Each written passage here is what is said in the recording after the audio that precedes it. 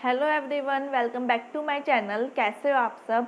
हमने last video में discuss किया था प्राइसिंग मेथड, मतलब किस किस टाइप से हम क्या कर सकते हैं, प्राइस को कैलकुलेट कर सकते हैं। ठीक है, आज हम डिस्कस करेंगे प्रोडक्ट लाइफ साइकिल, जिसे हम कहते हैं PLCB कहते हैं। ये किस में, ये मार्केटिंग में है ये वाला टॉपिक। सबसे पहले हम जानते हैं, जैसे कि ह्यूमन बीइंग की साइकिल होती है, उसी तरीके से प्रोडक्ट की भी एक साइकिल होती है। सबसे पहले हम डिस्कस करेंगे ह्यूमन बीइंग की साइकिल।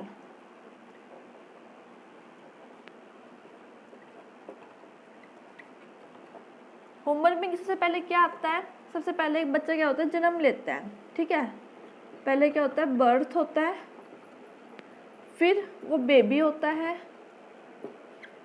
फिर वो चाइल्ड बनता है, देन टीनेजर बनता है। टीनेजर बनने के बाद उसको क्या होता है, अडल्ट की एज आती है। अडल्ट होने के बाद वो क्या बनता है, वो बनता है ओल्ड एज। फिर क्या होती है, डेथ होती है। तो ये क्या है, एक ह्यूमन बीइंग की साइकिल है। जब एक ह्यूमन बीइंग का बर्थ होता है, फिर जैसे जैसे ग्रोथ होती है, तो वो इन सब स्टेजेस को ज़्यादा टच करते हैं।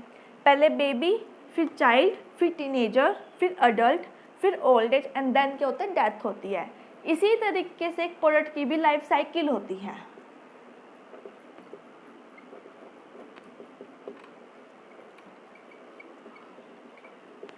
इसी तरीके से क्या होता है, प्रोडक्ट की भी लाइफ साइकिल होती है। पहले आती है इंट्रोडक्शन स्टेज, फिर आती है ग्रोथ स्टेज,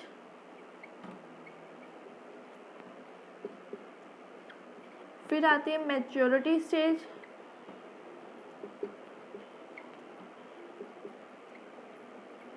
फिर आती है डिक्लाइन स्टेज। ठीक है, तो उसी तरीके से एक प्रोडक्ट की भी क्या होती है, लाइफ साइकिल होती है। अब हम डिस्कस करते हैं ऊपर ऊपर से एक बार कि चारों स्टेजेस होती क्या है। सबसे पहले इंट्रोडक्शन स्टेज। इंट्रोडक्शन स्टेज क्या होते हैं, जिसमें हम फर्स्ट टाइम अपने प्रोडक्ट को मार्केट में लॉन्च करते हैं। वो कौन से होते हैं, इंट्रोडक्शन स्टेज। इसमें क्या होता है, कस्टमर को हमारे प्रोडक्ट के बारे में अवेयरनेस नहीं होती। इसमें हम प्रोडक्ट की इन्फॉर्मेशन देते हैं किसको, कस्टमर्स को। तो वो कौन सी है, इंट्रोडक्शन स्टेज है। नेक्स्ट है ग्रोथ स्टेज। ग्रोथ स्टेज क्या होती है, जिसमें कस्टमर को नॉलेज मिल जाती है, वो हमारा प्रोडक्ट क्या करता है, पसंद करना स्टार्ट करते हैं। तो वो पसंद करना स्टार्ट करेंगे मीन्स ऑटोमेटिकली आपकी क्या हो रही है, सेल्स इंक्रीज हो रही है। तो वो कौन सी स्टेज है, वो है growth stage. Maturity stage. Maturity stage means आपके मैक्सिमम जो कस्टमर है वो ऑलरेडी इस प्रोडक्ट को क्या करते हैं, यूज़ करते हैं। तो सेल्स क्या होगी, पिक पॉइंट पे पहुंच गई। अब इसके बाद आपकी सेल्स इंक्रीज नहीं हो रही, तो वो कौन सी है, मैच्योरिटी स्टेज है। फिर आता है decline stage. Decline stage means जहाँ पे आपके प्रोडक्ट की सेल क्या हो रही है, डाउन होना स्टार्ट हो रही है। क्यों, क्योंकि कस्टमर जब मैक्सिमम यूज़ कर दे हैं तो वो उसी प्रोडक्ट को दोबारा परचेज नहीं करना चाहेंगे, वो सोचेंगे कुछ नया हम खरीदें। और साथ में क्या हो रहा है, कंपटीटर भी एंटर हो रहे हैं मार्केट में, तो सेल क्या हो जाएगी, जीरो। तो वो प्रोडक्ट किस स्टेज में आ जाएगा, डिक्लाइनिंग स्टेज पे आ जाएगा। तो ये है क्या, प्रोडक्ट लाइफ साइकिल, प्रोडक्ट की स्टेजेस। एक चीज़ और कि ये जरूरी नहीं है कि हर प्रोडक्ट इन चारों स्टेजेस को टच करके निकले। फॉर एग्जांपल आप ये मानो कि एक प्रोडक्ट हमने मार्केट में क्या लॉन्च किया है, क्या ज़रूरी है कि हर जो पर्सन है वो उस प्रोडक्ट को क्या परचेज करेगा, उस प्रोडक्ट को वो लाइक करेगा, ज़रूरी नहीं है। कई प्रोडक्ट ऐसे होते हैं सिर्फ इंट्रोडक्शन स्टेज तक आते हैं, कस्टमर को पसंद नहीं आता है, फिर उन्हें अवेयरनेस ही नहीं होती प्रोडक्ट के बारे में, तो उसकी सेल्स इंक्रीज नहीं होती। तो जो वो प्रोडक्ट है वो इन तीनों स्टेज को टच ही नहीं करेगा, वो इंट्रोडक्शन जो स्टेज है इसको टच करके ही बाहर निकल जाएगा मार्केट से। ठीक है, तो इसी तरीके से ह्यूमन बीइंग में भी होता है। ह्यूमन बीइंग में मान लो एक अडल्ट पर्सन है, उसने इन 5 स्टेजेस को टच कर लिया। अडल्ट की स्टेज में आके उसकी डेथ हो गई, वो कोई भी रीज़न की वजह से हो सकती है। वो मान लो आपकी उसको कोई ऐसी बीमारी होगी, ठीक है, जिसकी वजह से उसकी डेथ होगी अडल्ट की एज में ही, या उसका एक एक्सीडेंट हो गया, जिससे वो ऑन द स्पॉट ही उसकी डेथ होगी, तो उसने ओल्ड एज को टच किया ही नहीं, वो सीधा डेथ की स्टेज पे पहुंच गया। तो ज़रूरी नहीं है, मेरा कहने का मतलब ये है कि ज़रूरी नहीं है कि हर पर्सन इन सभी स्टेजेस को टच करे, और ये भी ज़रूरी नहीं है कि हर प्रोडक्ट पे इन चारों स्टेजेस को टच करे। ठीक है, वो इंट्रोडक्शन होकर भी बाहर हो सकता है, वो ग्रोथ स्टेज होकर भी बाहर हो सकता है। तो जरूरी नहीं कि हर प्रोडक्ट इन चारों स्टेज को टच करेगा ही करेगा, ये कोई कंपल्सरी नहीं है। ठीक है, तो ये क्या है हमारा प्रोडक्ट लाइफ साइकिल। अब अच्छे से डिस्कस करेंगे कौन कौन से स्टेजेस और क्या क्या इसके अंदर होता है। आप ये नोट कर लो, फिर मैं एक ग्राफ भी बताऊंगी आपको।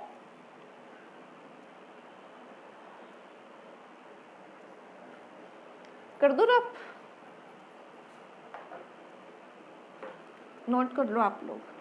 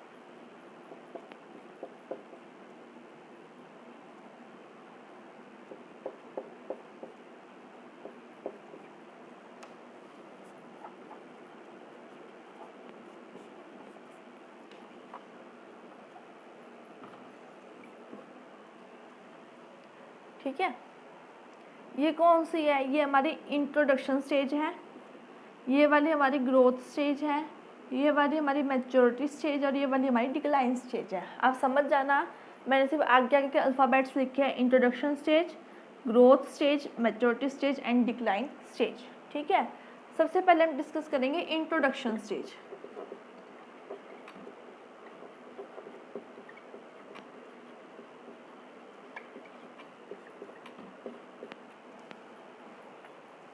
इंट्रोडक्शन स्टेज कहाँ तक हमारी, यहाँ तक हमारी क्या ये इंट्रोडक्शन स्टेज है। ठीक है, यहाँ तक हमारी क्या है इंट्रोडक्शन स्टेज है। अब इंट्रोडक्शन स्टेज में मैंने आपको बताया था क्या होता है, जहाँ पे हम कस्टमर को अपने प्रोडक्ट के बारे में इंफॉर्मेशन देते हैं। वो कौन सी स्टेज होती है, इंट्रोडक्शन स्टेज होती है, जहाँ पे हमने हमारे प्रोडक्ट को फर्स्ट टाइम के लॉन्च किया है। तो इसमें क्या होता है कि सबसे पहले एक पॉइंट है कि प्रोडक्ट क्या होता है, इंट्रोड्यूस होता है in this stage. Product introduce, ठीक है, प्रोडक्ट इंट्रोड्यूस हुआ है। अब मैंने आपको बताया इंट्रोड्यूस हुआ है तो क्या सेल्स होएगी, सेल्स नहीं होएगी यहाँ पे, क्योंकि अभी कस्टमर को अवेयरनेस ही नहीं है। जब सेल नहीं हो रही तो क्या प्रॉफिट होएगा, प्रॉफिट भी नहीं होगा, सेल भी जीरो, प्रॉफिट भी जीरो। ठीक है, सेल्स भी नहीं हो रही हमारा, प्रॉफिट भी नहीं हो रहा, हमें अपने प्रोडक्ट को कस्टमर तक पहुंचाने के लिए क्या करना पड़ेगा, हमें एडवर्टीजमेंट करनी पड़ेगी। तो यहाँ पे क्या करना पड़ेगा हमें, इफेक्टिव एडवर्टाइजमेंट।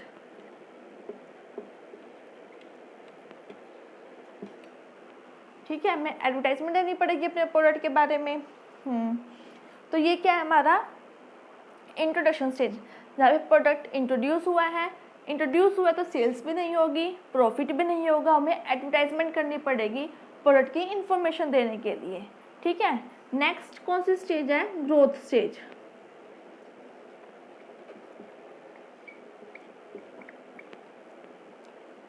ग्रोथ स्टेज में क्या होता है, जहाँ पे कस्टमर को अवेयरनेस हो गई है प्रोडक्ट के बारे में, उन्हें पसंद आने लगा है प्रोडक्ट।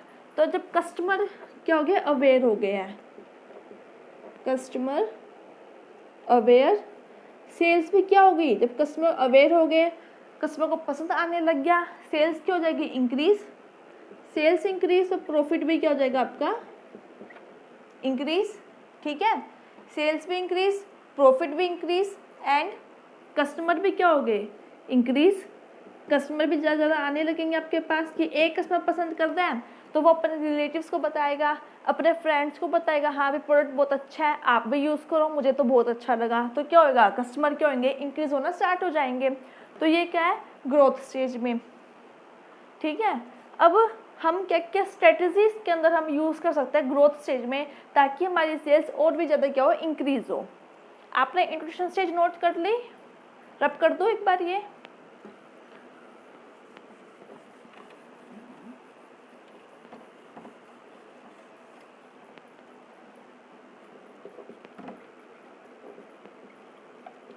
हम कौन कौन सी करेंगे स्ट्रेटजीज अडॉप्ट करेंगे ग्रोथ स्टेज में। सबसे पहले हम क्या करेंगे, इम्प्रूव करेंगे हमारी क्वालिटी, ताकि कस्टमर को और भी ज़्यादा पसंद आए हमारा प्रोडक्ट। इम्प्रूव क्या कर देंगे हम, क्वालिटी, और हम एडवर्टाइजमेंट अच्छे से अच्छा करेंगे, इफेक्टिव एडवर्टाइजमेंट करेंगे। हम उसके अंदर कुछ न्यू ऐड करेंगे, न्यू इनोवेशन करते रहेंगे हम उसके अंदर, ठीक है। और क्या कर सकते हैं, हम अपना चैनल ऑफ डिस्ट्रीब्यूशन कुछ नया ऐड करेंगे,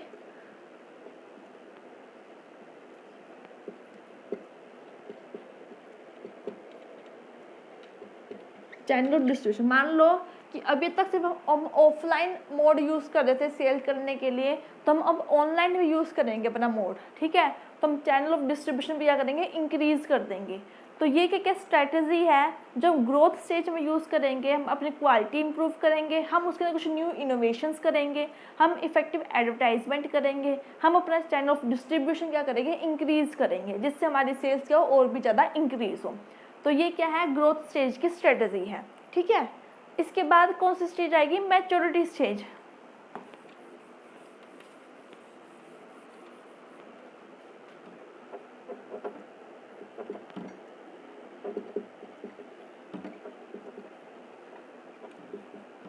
इसके बाद कौन सी स्टेज है, मैच्योरिटी स्टेज। इसमें क्या है कि ऑलरेडी क्या करते हैं कस्टमर हमारे प्रोडक्ट को यूज़ कर रहे हैं, मैक्सिमम कस्टमर, ठीक है। तो इसमें क्या है, सेल्स इंक्रीज नहीं हो रही है हमारी इतनी, कि जो ऑलरेडी यूज़ कर रहे हैं वो दोबारा उस प्रोडक्ट को क्यों यूज़ करना चाहेंगे, वो क्या सोचेंगे, हम कुछ नया खरीदें, हम कुछ नया यूज़ करें, ठीक है। तो वो कौन सी स्टेज है, मैच्योरिटी स्टेज है। मैच्योरिटी स्टेज कौन सी हमारी, ये यहाँ पे क्या होगी, मैक्सिमम पॉइंट तक हमारा पहुँच गया है। तो इसमें क्या हो रही है, हमारी सेल्स कहाँ पे पहुँच गई, हायर। हमारी सेल्स कहाँ पे हो गई है, हायर हो गई है। साथ में जो कंपटीटर है वो भी क्या होना है, एंटर होना स्टार्ट हो गया है। कंपटीटर एंटर होना स्टार्ट हो गया है, ठीक है।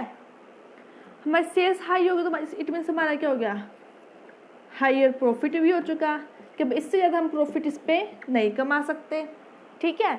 और कंपटीटर एंटर हो गया है, और कस्टमर क्या चाहिए, कुछ नया चाहिए, न्यू इनोवेटेड प्रोडक्ट चाहिए कस्टमर को। तो ये किस में आ रहा है, सब में मैच्योरिटी स्टेज में आ रहा है कि सेल्स भी हमारी हाई हो रही है, कंपटीटर भी एंटर हो रहे हैं, हायर प्रॉफिट है, अब इसके बाद हमारा प्रॉफिट भी इंक्रीज नहीं होगा, और एक कस्टमर को न्यू इनोवेटेड क्या चाहिए, प्रोडक्ट्स चाहिए। तो इससे हमारा क्या हो रहा है, फिर जब कंपटीटर एंटर हो रहा है मार्केट में तो हमारा प्रॉफिट भी क्या हो रहा है, डाउन जा रहा है, हमारी सेल्स भी क्या हो रही है, डाउन जा रही है। क्योंकि जो कंपटीटर है वो कुछ नया प्रोडक्ट लेके आया मार्केट में, तो कस्टमर क्या हो रहे हैं, शिफ्ट हो रहे हैं उस प्रोडक्ट की तरफ, ठीक है। तो प्रॉफिट भी डाउन, हमारी सेल्स भी डाउन होगी।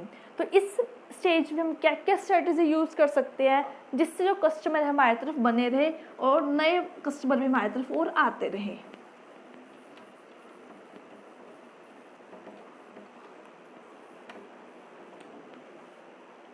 सबसे पहले हमें न्यू न्यू यूजेस निकालने पड़ेंगे उस प्रोडक्ट के, तभी कस्टमर हमारी तरफ बने रहेंगे।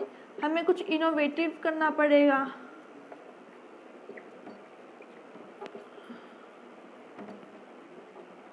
इनोवेटिव प्रोडक्ट्स आने पड़ेंगे, ठीक है।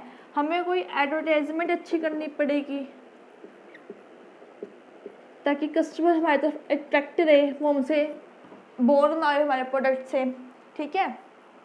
और हमें न्यू न्यू बायर्स आने पड़ेंगे,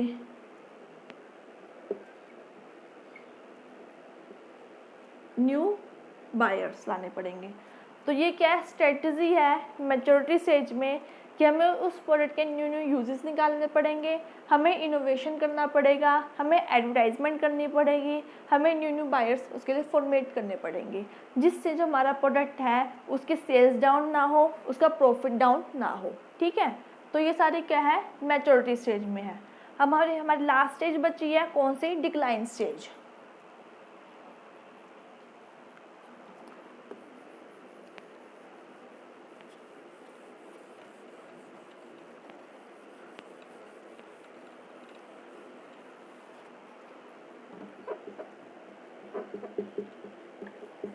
डिक्लाइन स्टेज में क्या होता है, जहाँ पे हमारा प्रोडक्ट की सेल क्या होती है, बिल्कुल डाउन हो जाती है। क्यों? क्योंकि न्यू कंपटीटर मार्केट में एंटर हो गए हैं विद न्यू इनोवेटिव प्रोडक्ट के साथ। तो कस्टमर हमारे प्रोडक्ट को छोड़ के दूसरे प्रोडक्ट की तरफ शिफ्ट हो रही है। तो प्रोडक्ट हमारा कौन से स्टेज पहुँच गया, डिक्लाइन स्टेज पे। तो इसमें क्या हो रहा है, कंपटीटर एंटर हो रहे हैं, कंपटीटर एंटर हो गए, ठीक है, और हमारे क्या हो गई, सेल्स डाउन हो गई, सेल्स जीरो, तो हमारा प्रॉफिट भी जीरो। इससे बचने के लिए हम क्या करें, इससे बचने के लिए हम न्यू प्रोडक्ट लेके आए। न्यू क्या करें, हम प्रोडक्ट लेके आए। ठीक है, तो इसमें क्या क्या स्ट्रेटेजी यूज कर सकते हैं डिक्लाइन स्टेज पे।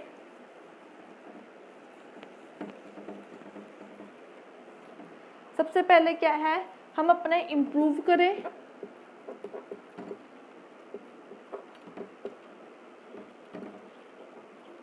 प्रोडक्ट को क्या करें, हम अपना इम्प्रूव करें। हम अपने कॉस्ट पे क्या कर ले, कंट्रोल कर लें, ताकि जब हमारा कॉस्ट कम आएगी तो हमारा जो प्राइस है वो भी कम होगा। और कस्टमर क्या चाहते हैं, अच्छा प्रोडक्ट कम प्राइस पे मिल जाए। तो हम अपने क्या करें, कॉस्ट पे कंट्रोल कर लें। हम इफेक्टिव प्रमोशन टूल यूज़ करें, इफेक्टिव प्रमोशन टूल्स। ठीक है, तो ये क्या है, स्ट्रेटजी है डिक्लाइन स्टेज पे, जहाँ हम अपने प्रोडक्ट को इम्प्रूव करें, कॉस्ट पे कंट्रोल करें एंड इफेक्टिव प्रमोशन टूल्स को यूज़ करें। इन स्ट्रेटजी के थ्रू हम अपने प्रोडक्ट को डिक्लाइन स्टेज से हटा सकते हैं। ठीक है, सबसे पहले क्या था, हमने अपना प्रोडक्ट क्या था, इंट्रोड्यूस किया था। विद जब कस्टमर को अवेयरनेस होगी तो हमारी सेल्स क्या होगी, इंक्रीज होना स्टार्ट होगी।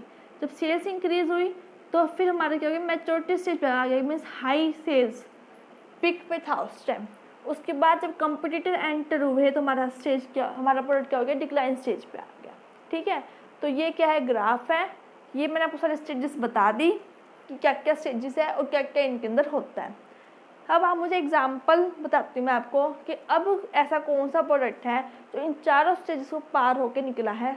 सीडी डीवीडी, पहले क्या थी, बहुत डिमांड थी सीडी की, डीवीडी की। ठीक है, उसकी इंट्रोडक्शन भी अच्छी हुई, ग्रोथ भी अच्छी हुई, मैच्योरिटी भी अच्छी, फिर क्या हुआ, डिक्लाइन स्टेज पर। क्यों? क्योंकि न्यू न्यू प्रोडक्ट क्या हो गया, मार्केट में एंटर हो गए, पेन ड्राइव आ गया, तो क्या होगी, सीडी और डीवीडी की मांग क्या होगी, कम होने लगी। अब क्या है, तो बिल्कुल जीरो है, अब तो पेन ड्राइव रखते हैं अपने पास। तो ये क्या, इसका एग्जाम्पल है प्रोडक्ट लाइफ साइकिल का, सीडी है एंड डीवीडी है। ठीक है, सीडी और डीवीडी इन चारों स्टेजेस को पार होके निकला है और अब क्या चल रहा है, पेन ड्राइव चल रहा है। आप नोट कर लो सब कुछ, ये आपका टॉपिक खत्म हो चुका है, प्रोडक्ट लाइफ साइकिल। ठीक है, अगर आपको वीडियो अच्छी लगी हो, वीडियो को लाइक कीजिए, शेयर कीजिए एंड चैनल को सब्सक्राइब कीजिए। एक एग्जाम्पल मैंने आपको बताया है पीएलसी का, एक एग्जाम्पल आप मुझे बताएंगे कमेंट करके। ठीक है, और आपको कुछ और पूछना हो तो आप मुझे कमेंट करके बता सकते हैं, या आपको कोई और टॉपिक पढ़ना हो तो आप वो पे मुझे कमेंट करके बता सकते हैं। Thank you.